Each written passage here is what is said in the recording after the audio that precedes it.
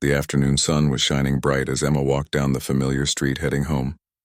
She had just finished her shift at the town library where she worked part-time after school. The 17-year-old girl adjusted her backpack on her shoulders, feeling tired but satisfied after a long day of helping people find books and organizing shelves. Emma loved her job at the library. It was peaceful, quiet, and she got to read during her breaks. Today had been particularly busy with kids coming in for their summer reading programs. She smiled thinking about how excited they got when they found a book they liked.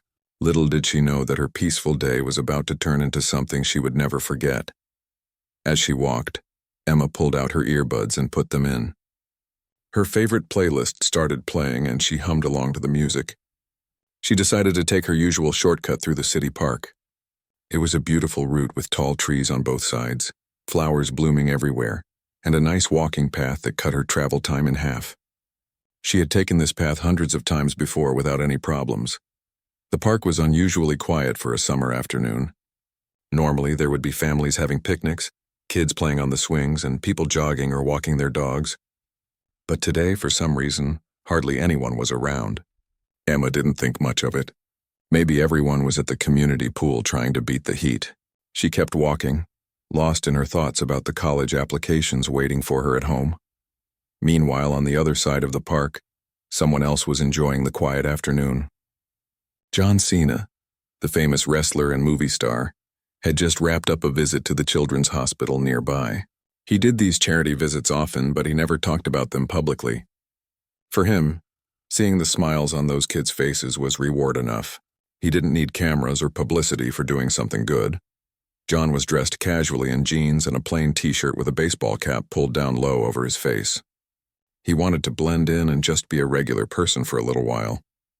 After spending hours entertaining sick children and taking photos with them, he felt emotionally drained but happy. He decided to take a walk through the park before heading to the airport for his evening flight. Walking always helped John clear his head. Despite being famous and recognized almost everywhere he went, he cherished these quiet moments when he could just be himself. The park seemed perfect for that today. The trees provided nice shade from the hot sun, and the sound of birds chirping was relaxing.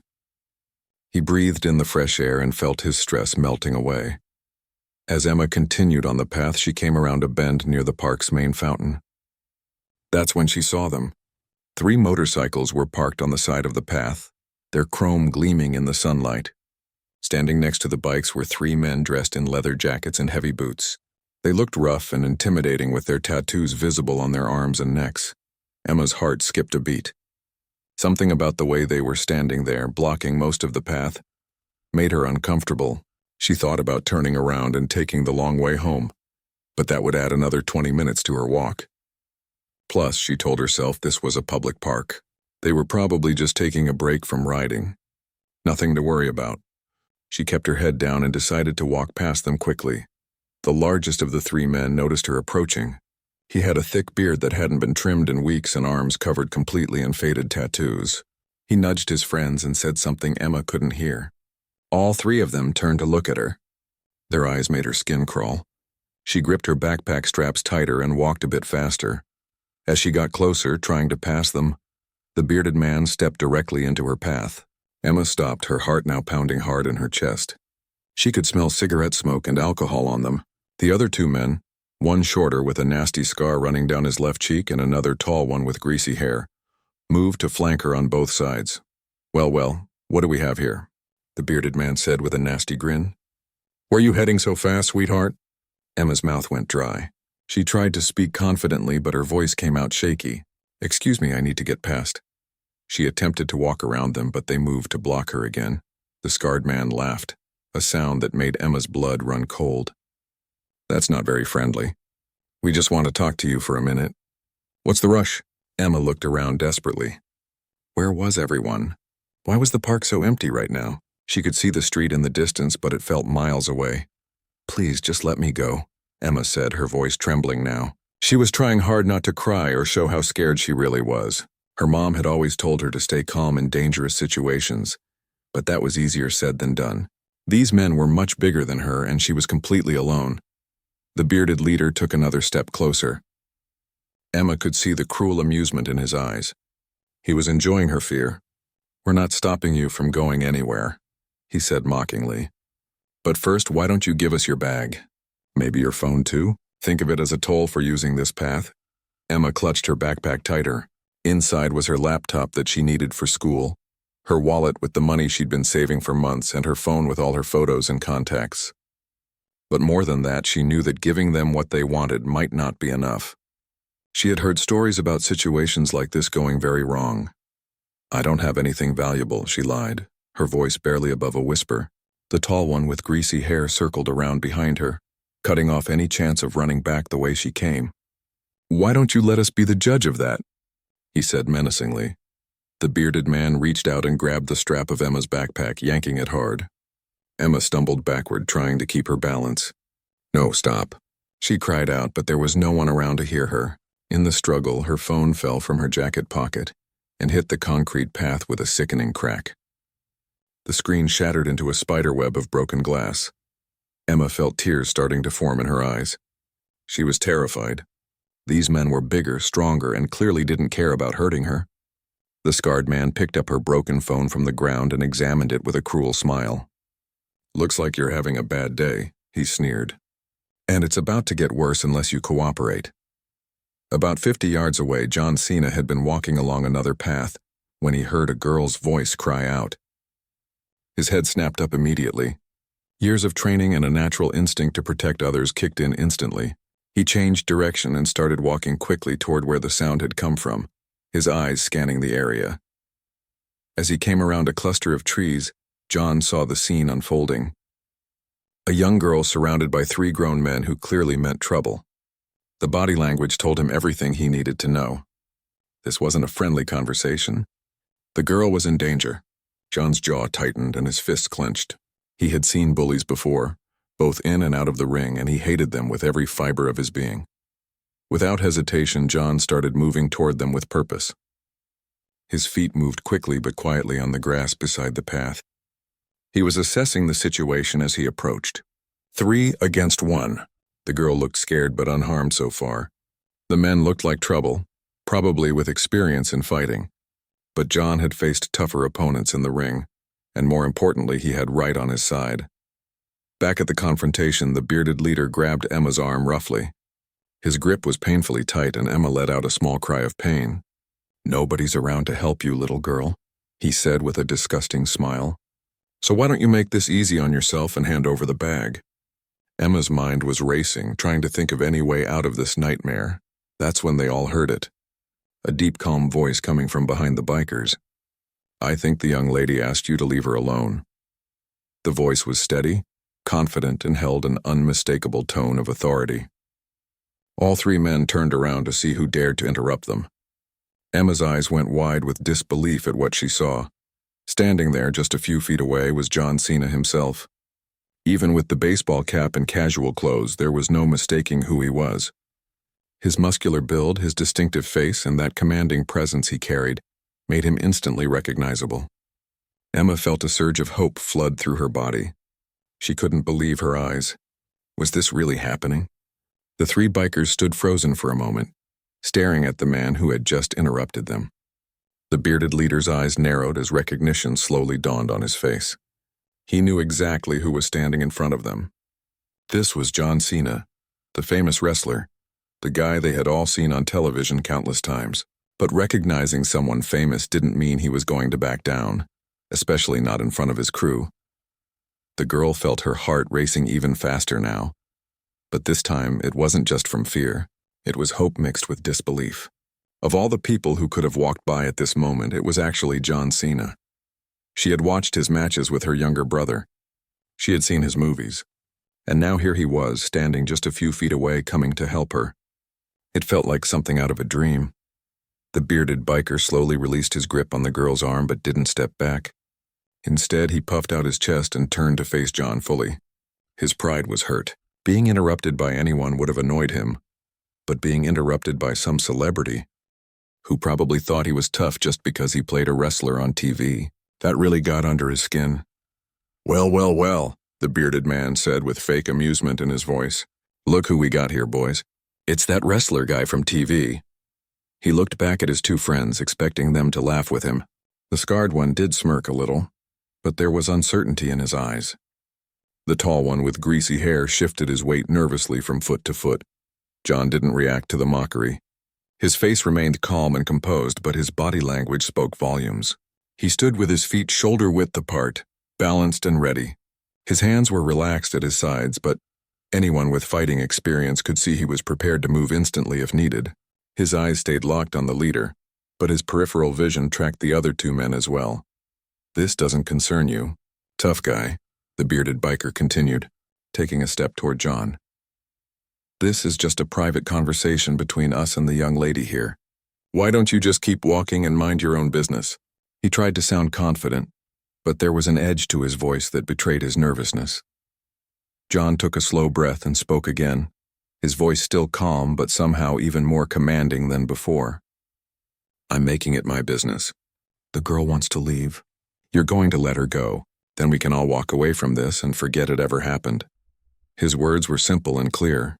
There was no threat in his tone, just a statement of what was going to happen. The girl stood there trembling, not sure what to do. Should she try to run? Should she stay where she was?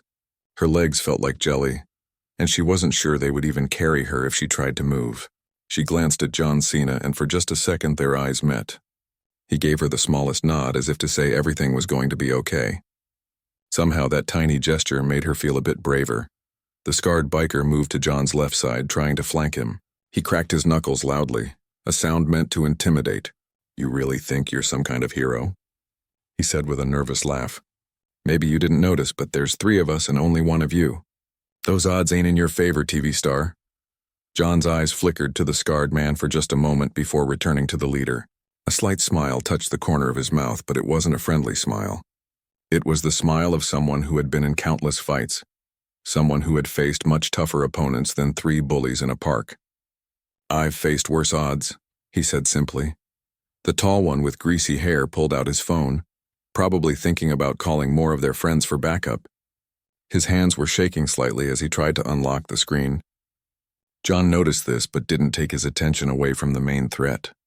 He had been in enough real fights to know that taking your eyes off the most dangerous opponent was a good way to get hurt. The bearded leader was getting angry now. His face was turning red and veins were standing out on his neck. Nobody challenged him like this. Nobody made him look weak in front of his crew. And definitely not some celebrity who probably had bodyguards do all his real fighting for him. At least that's what he told himself. "Last chance," John said, and now there was steel in his voice. It wasn't loud, but somehow it carried more weight than any shout would have.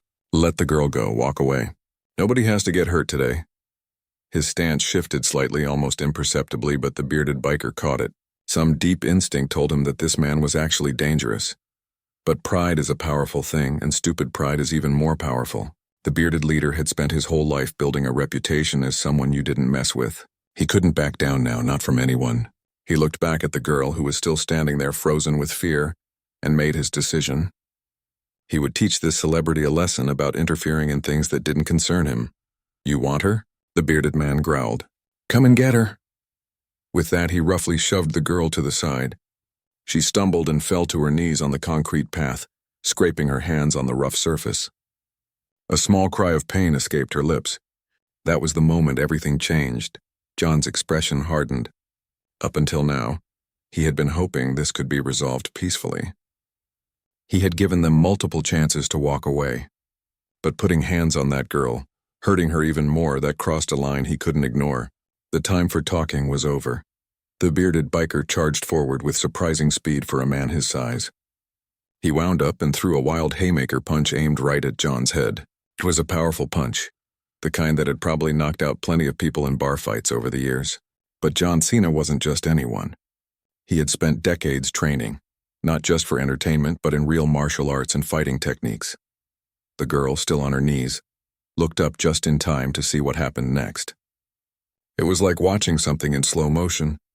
John's head moved just a few inches to the side, and the biker's fist sailed harmlessly past his ear.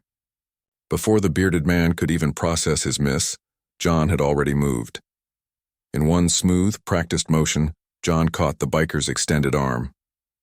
His grip was like iron, strong from years of lifting and training. The biker's eyes went wide as he realized he couldn't pull his arm free. John twisted the arm in a way that used the biker's own momentum against him. A technique he had learned from actual martial arts training, not just scripted wrestling moves. The bearded man's body followed his arm, spinning around. His balance was completely gone. John guided him down, and gravity did the rest. The biker's face met the concrete path with a solid thud that made everyone wince. He lay there groaning, the wind completely knocked out of him. The whole thing had taken maybe 3 seconds. The scarred biker stood there in shock for just a moment, processing what he had just seen. His leader, the toughest guy he knew, had just been taken down like it was nothing. But he was committed now. He couldn't back down. With a yell that was probably meant to sound intimidating but came out more scared than anything, he rushed at John from the side. John was already turning, already moving. The scarred man threw a punch, but John blocked it easily with his forearm. The impact would have hurt most people, but John barely seemed to feel it. In response, he delivered a quick side kick to the man's midsection. It wasn't a flashy wrestling move meant for cameras. It was a practical, effective martial arts kick aimed right at the solar plexus. The scarred biker doubled over, all the air rushing out of his lungs in a whoosh. He couldn't breathe, couldn't think, couldn't do anything but try to remember how to get oxygen into his body. While he was bent over, John brought his elbow down on the man's back, right between the shoulder blades. It was a controlled strike, hard enough to take him down, but not hard enough to cause serious injury. The scarred man collapsed next to his leader, groaning in pain. The tall one with greasy hair stood frozen, his phone still in his hand, forgotten. His mouth hung open as he watched his 2 friends lying on the ground, completely defeated in a matter of seconds. His brain was screaming at him to run, to fight, to do something, but his body wouldn't respond. Fear had taken over completely. John turned to face him, not even breathing hard. He looked like he had just finished a light warm-up exercise, not like someone who had just taken down 2 grown men. "You've got a choice," John said to the tall biker, his voice calm but firm. "You can either use that phone to call an ambulance for your friends, or you can join them on the ground. Your choice." The tall man's hands shot up in the universal gesture of surrender, his phone nearly slipping from his sweaty palm. I'm good," he said quickly, his voice cracking with fear. He took several quick steps backward, putting as much distance between himself and John as possible. His tough guy persona had completely evaporated. John nodded once, accepting the surrender, then immediately turned his attention to the girl. His expression softened completely, all the warrior intensity melting away into genuine concern. He walked over to where she was still kneeling on the ground and crouched down to her level, careful not to tower over her or seem intimidating. "Hey, are you okay?" he asked gently. "Did they hurt you?" His voice was completely different now, warm and caring like a concerned older brother. The girl looked up at him with wide eyes, still processing everything that had just happened in the last minute. The girl stared up at John Cena, her mind still trying to catch up with everything that had just happened. Her hands were stinging from where she had scraped them on the concrete, and her knees hurt from the fall. But more than the physical pain, she was overwhelmed by the surreal nature of the situation. Just moments ago, she had been terrified, completely helpless, surrounded by 3 dangerous men. And now those same men were lying on the ground, defeated, and John Cena himself was kneeling beside her, asking if she was okay. I think so," she managed to say, her voice shaky and uncertain. She looked down at her palms and saw they were scraped and bleeding a little, but nothing serious. "I'm okay. I think I'm okay." She repeated it as if trying to convince herself more than him. The adrenaline was still pumping through her body, making everything feel strange and disconnected. John noticed her scraped hands and frowned with concern. "Those look like they hurt. We need to get those cleaned up," he said, gently. He reached into his pocket and pulled out a clean bandana. It wasn't much, but it was better than nothing. "Here, let me see." He carefully took her hand and gently dabbed at the scrapes, trying to clean away the dirt and small bits of gravel embedded in her skin. The girl winced a little at the contact but didn't pull away. There was something incredibly reassuring about his presence. Despite having just watched him take down 2 grown men in a matter of seconds, she didn't feel afraid of him at all. His touch was gentle, his voice was kind, and his eyes showed genuine concern for her well-being. This wasn't the character she had seen on television. This was a real person who actually cared about a stranger's safety. "Thank you," she whispered, tears starting to form in her eyes now that the immediate danger had passed. Sometimes that's how it works with fear and shock. You hold it together during the crisis, and then once you're safe, all the emotions come flooding out at once. "I don't know what would have happened if you hadn't been here. I was so scared." John finished cleaning her hands as best he could and looked at her with kind eyes. "Hey, you're safe now. That's what matters," he said softly. "You did the right thing by not fighting back. These guys were looking for trouble, and anything you did would have just given them an excuse to escalate things. You were smart to stay calm." Behind them, the bearded biker was starting to sit up, groaning and holding his face. The scarred one was still lying on his side, curled up and trying to catch his breath. The tall one with greasy hair was standing a good 20 feet away now, still holding his phone but not making any moves toward them. He looked like he wanted to be anywhere else in the world right now. John helped the girl to her feet, supporting her elbow in case her legs were still shaky. They were. She wobbled a bit when she first stood up, and John steadied her with a firm but gentle grip. "Take your time," he said. "There's no rush. Just breathe." The girl nodded and took a few deep breaths, trying to calm her racing heart. Once he was sure she could stand on her own, John pulled out his phone. "I need to call the police," he said, more to inform her than ask permission. "These guys assaulted you, and they need to face consequences for that. Plus, you'll want a police report for insurance if anything was damaged." He gestured to her shattered phone still lying on the ground nearby. The girl nodded, understanding the logic but also feeling a wave of new anxiety. Police meant statements and questions and her parents finding out what happened. They were going to be so worried. But John was right. This needed to be reported. She watched as he dialed 911 and began speaking to the dispatcher in a calm, clear voice. "Yes, I'm at Riverside Park, near the main fountain," John said into his phone. "There's been an assault. A young woman was attacked by 3 men. The situation is under control now, but we need officers here to take statements and make arrests." He paused, listening to the dispatcher. "No, the victim has minor injuries. Scraped hands, possibly bruised where she was grabbed. The attackers are still on scene." While John was on the phone with emergency services, something interesting started happening. People began emerging from different parts of the park. A jogger appeared on a nearby path, slowing down when he saw the scene. An elderly couple walking their dog came around a bend and stopped, confused by what they were seeing. A woman pushing a stroller veered off her route to get a better look at what was happening. Where had all these people been 5 minutes ago? It was strange how the park had seemed completely empty when the girl needed help. But now that the danger was over, witnesses were appearing from everywhere. Some of them had their phones out, and the girl realized with a sinking feeling that they were recording. This was going to be all over social media within the hour. The jogger, a man in his 30s wearing bright running shoes and wireless earbuds, came a bit closer. "Is everything okay here?" he called out, his eyes moving from John to the 2 bikers on the ground to the girl. "I heard shouting a minute ago, but I couldn't tell where it was coming from." John finished his call with the police and turned to address the growing crowd. "Everything's under control now. Police are on their way. If anyone saw what happened, please stick around to give a statement to the officers." His voice carried authority naturally, and people seemed to respond to it, nodding and staying put rather than just filming and leaving. The bearded biker finally managed to get to his feet, though he was unsteady, and his face was already starting to swell where it had hit the concrete. He glared at John with pure hatred in his eyes. "You're going to regret this," he spat out, blood visible on his teeth from where he had bitten his lip in the fall. "You have no idea who you're messing with." John didn't even flinch at the threat. He had heard tough talk from much scarier people than this. "I know exactly who I'm dealing with," he said calmly. "I'm dealing with a coward who thinks it's okay to intimidate young women. And I'm dealing with someone who's about to be arrested, so save your threats for someone who cares." The scarred biker was sitting up now too, still holding his stomach where John had kicked him. He looked at his leader and shook his head slightly, as if telling him to shut up and stop making things worse. At least one of them had some sense. Making threats in front of multiple witnesses with phones recording everything was not a smart move.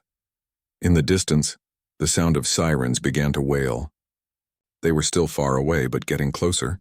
The familiar sound made the girl feel a bit safer, knowing that official help was coming. John heard them too and nodded with satisfaction. "That was fast," he commented. Must be a slow day for emergencies. The elderly couple with the dog had made their way closer, and the woman who had kind eyes and silver hair approached the girl. "Oh, honey, are you all right?" she asked with genuine concern. "We were on the other side of the park and didn't realize anything was wrong." "If we had known..." She trailed off, clearly feeling guilty for not being there to help. The girl managed a small smile for the elderly woman. "I'm okay now, thanks to him," she said, gesturing to John.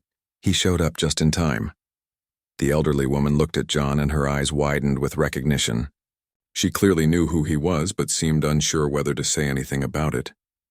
John gave her a polite nod, silently asking her to keep it low-key. More people continued to gather, drawn by the commotion and the promise of seeing something interesting. The woman with the stroller had her phone out and was definitely recording. The jogger was talking to another man who had just arrived on a bicycle. Everyone seemed to be asking everyone else if they knew what had happened. Bits and pieces of the story were being shared in whispers and excited voices. The tall biker with greasy hair was looking increasingly nervous as the crowd grew and the sirens got louder. He kept shifting his weight from foot to foot, glancing around as if looking for an escape route. But there were too many witnesses now. Too many phones recording, and John was standing between him and the path that led to where their motorcycles were parked. He was trapped, and he knew it. John noticed the man's nervous energy and addressed him directly. "Don't even think about running," he said firmly but not aggressively. "You run now and you make everything 10 times worse for yourself. Stay here, take responsibility for what happened, and at least you can say you did the right thing in the end." The tall biker swallowed hard and nodded, his shoulders slumping in defeat. He knew John was right. Running would just make him look guilty of something even worse than what he had actually done. At least if he stayed and cooperated, maybe he could claim he was just there and didn't really do anything. It wasn't true, but it was better than being a fugitive. The police sirens were very close now, and suddenly 2 patrol cars came speeding into the park, their lights flashing blue and red. They pulled up on the path, and 4 officers quickly got out of the vehicles. They immediately assessed the situation, their hands resting on their belts near their equipment, ready for trouble if needed. The first officer, a woman with her hair pulled back in a tight bun, approached John and the girl. Her eyes took in everything quickly and professionally. The 2 men on the ground, the third standing nervously away from the others, the crowd of onlookers with their phones, and John Cena standing protectively near a teenage girl with scraped hands. "I'm Officer Martinez," she said, her voice crisp and professional. "We got a call about an assault. Can someone tell me what happened here?" She looked at John, recognizing him immediately but not making a big deal about it. She had a job to do, celebrity or not. John gestured to the girl. "She's the victim. These 3 men attacked her, tried to rob her, and when I intervened to stop them, 2 of them tried to assault me as well. I defended myself and restrained them until you arrived." His account was clear, concise, and accurate. No exaggeration, no drama, just the facts. Officer Martinez nodded and turned her attention to the girl. "What's your name, honey?" she asked gently, her professional demeanor softening when addressing the clearly shaken teenager. "Can you tell me what happened?" The girl took a deep breath, trying to organize her thoughts.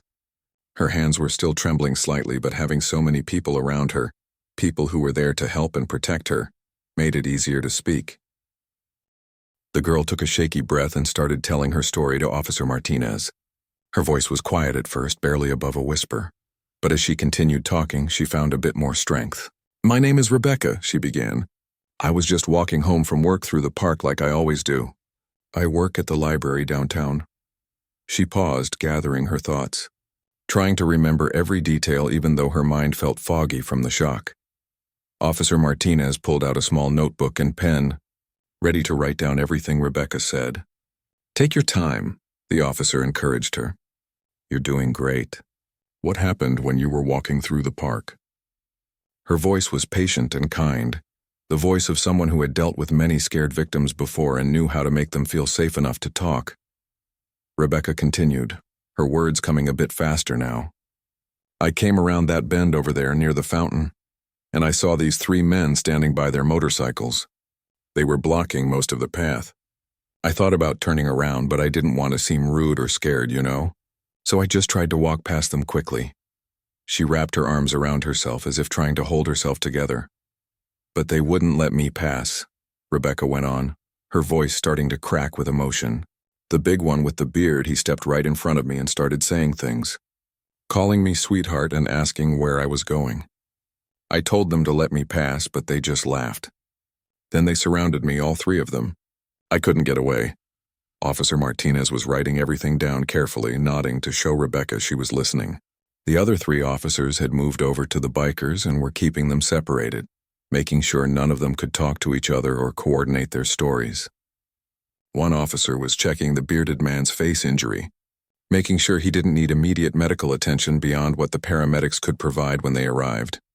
The one with the beard grabbed my backpack and pulled it hard, Rebecca continued, tears now flowing freely down her cheeks. My phone fell out of my pocket and broke when it hit the ground. She pointed to where her phone still lay on the concrete path, its screen completely shattered. Then he grabbed my arm really tight. It hurt so much. He told me nobody was around to help me. John, standing nearby and listening to Rebecca's account, felt his jaw tighten. Hearing her describe what had happened made him angry all over again.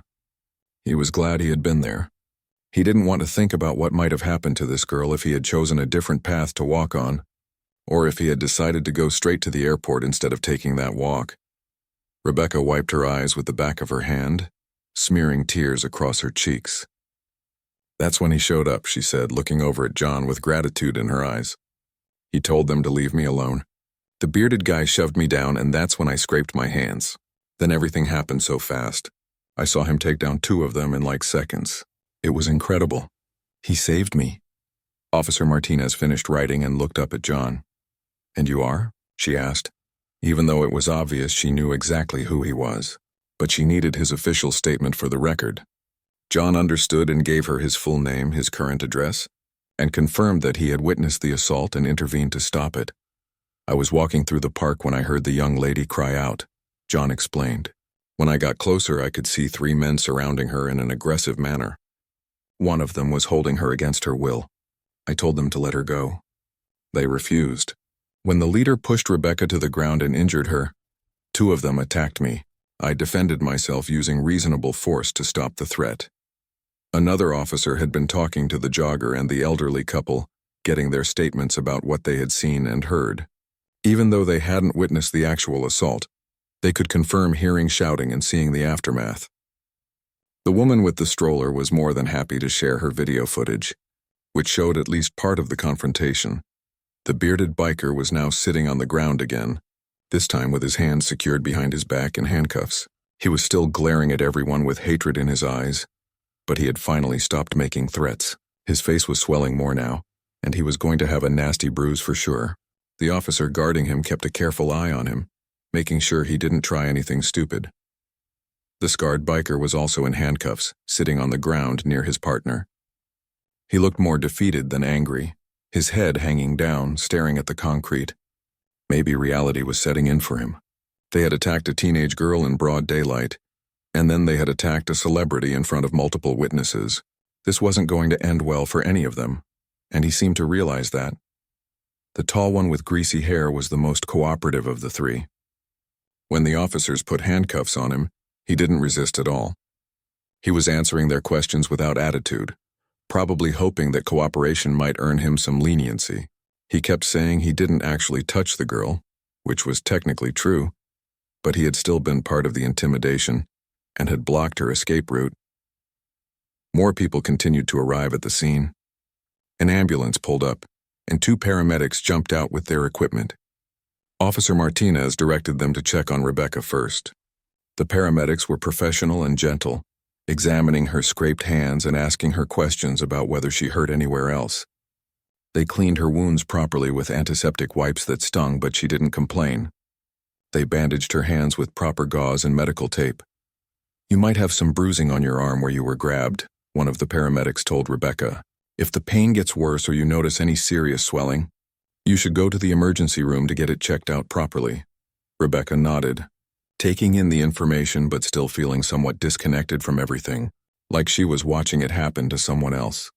The paramedics then went to check on the 2 injured bikers, though neither officer nor paramedic seemed particularly sympathetic to their complaints. The bearded one kept saying his nose might be broken, and the scarred one was still holding his stomach and complaining about his ribs. The paramedics examined them both and determined that while they were hurt, neither injury was serious enough to require an immediate trip to the hospital. They would be fine to go to the police station for processing first. While all this was happening, more police officers had arrived as backup. The park was now full of official vehicles with flashing lights. A police photographer was taking pictures of everything: the broken phone, the scraped area on the ground where Rebecca had fallen, the motorcycles, and various angles of the scene. All of this would be evidence for the case that would be built against the three attackers. Officer Martinez came back over to John and Rebecca. "We're going to need you both to come down to the station to give formal statements," she explained. "It won't take too long, maybe an hour or so. Is there anyone you need to call, Rebecca? Your parents should probably know what happened." Rebecca's face went pale at the mention of her parents. "Oh no, my mom and dad are going to freak out," she said, anxiety clear in her voice. "They're going to be so worried. And I was supposed to be home half an hour ago. They're probably already wondering where I am." She looked around for her phone, then remembered it was completely destroyed. "Can I use someone's phone to call them?" John immediately offered his phone to her. "Here, use mine," he said, handing her the device. "Take all the time you need." Rebecca took the phone with shaking hands and dialed her home number. The phone rang 3 times before her mother answered, her voice already tight with worry. "Hello?" her mother said quickly. "Rebecca, is that you? Where are you? You should have been home by now." The concern in her voice was obvious, even though Rebecca was the only one who could hear her through the phone. "Mom, it's me," Rebecca said, and immediately started crying again. Just hearing her mother's voice made all the emotions come flooding back. "Mom, something happened. I'm okay, but something bad happened in the park. There were these men and they tried to hurt me, but someone helped me and I'm okay now. I'm with the police." There was a moment of shocked silence on the other end of the line, and then her mother's voice came back, higher and more panicked. What do you mean? What happened? Are you hurt? Where are you exactly?" "I'm coming right now. Let me get your father." "Oh my God, are you really okay?" Rebecca tried to calm her mother down, explaining briefly what had happened and where she was. She assured her mother multiple times that she was safe now, and that the police were there and everything was under control. She could hear her father's voice in the background asking urgent questions, and her mother relaying information to him. Within 2 minutes, they had confirmed they were getting in the car and would be there as fast as possible. When Rebecca handed the phone back to John, she looked embarrassed. "I'm sorry, my mom kind of panicked," she said quietly. John smiled warmly at her, that genuine smile that made him so likable both on screen and off. "That's what moms do," he said kindly. "It means she loves you. Don't apologize for that. And honestly, she should know what happened. Your parents are going to want to be here for you, and they have every right to know." Rebecca nodded, understanding that he was right, even though she hated the idea of worrying her parents so much. Officer Martinez had been coordinating with the other officers, and now she came back with an update. "Okay, here's what's going to happen," she explained. "We're taking these 3 men into custody right now. They're going to be charged with assault, attempted robbery, and a few other charges depending on what the district attorney decides. Rebecca, your parents are on their way here?" Rebecca nodded. "Yes, they should be here in about 10 minutes. They live pretty close." Officer Martinez nodded approvingly. "Good. When they get here, I'll explain everything to them, and then we'll all head to the station together so you can give your formal statement. One of your parents can be with you the entire time since you're a minor." The 3 bikers were being led to separate patrol cars now. They would be transported to the station and processed for booking. The bearded one was still trying to look tough, but the effect was somewhat ruined by his swollen face and the handcuffs. The scarred one walked with his head down, looking at the ground. The tall one kept glancing back at his motorcycle, probably worried about what would happen to it. "What about their bikes?" Rebecca asked, noticing the 3 motorcycles still parked where they had been left. Officer Martinez explained that the bikes would be impounded as part of the investigation. The owners could potentially get them back later, after the case was resolved. But for now, they were considered evidence and would be towed to the police impound lot. John checked his watch and frowned slightly. He was definitely going to miss his flight now. But as he looked at Rebecca, standing there with her bandaged hands and tear-stained face, he knew he had made the right choice. Missing a flight was a small inconvenience compared to what could have happened to this girl if he hadn't been there. Within minutes, a car came speeding into the park, driving faster than it probably should have. It screeched to a stop near the police vehicles, and two people jumped out before the engine was even fully off. Rebecca's parents had arrived, and the fear and worry on their faces was visible from across the area. Her mother was a woman in her 40s with the same color hair as Rebecca, and her father was tall with glasses and graying temples. "Rebecca," her mother cried out, rushing toward her daughter with her arms outstretched. Rebecca ran to meet her, and they collided in a tight embrace. Her mother was crying now too, holding her daughter like she never wanted to let go. "Oh, my baby, oh, my sweet girl, are you okay? Let me see you. Are you hurt?" She pulled back just enough to look Rebecca over from head to toe. Checking for injuries, Rebecca's father was right behind his wife, and as soon as her mother released her grip slightly, he wrapped both of them in his arms. For a long moment, the three of them just stood there holding each other. Rebecca could feel her father's body shaking, and she realized he was crying too. She had never seen her father cry before. It made her understand just how serious this situation had been, how scared they must have been when they got her phone call. "I'm okay, Dad," Rebecca said softly, her voice muffled against his shoulder. "I promise I'm okay. I'm not badly hurt, just some scrapes on my hands." She held up her bandaged hands to show them.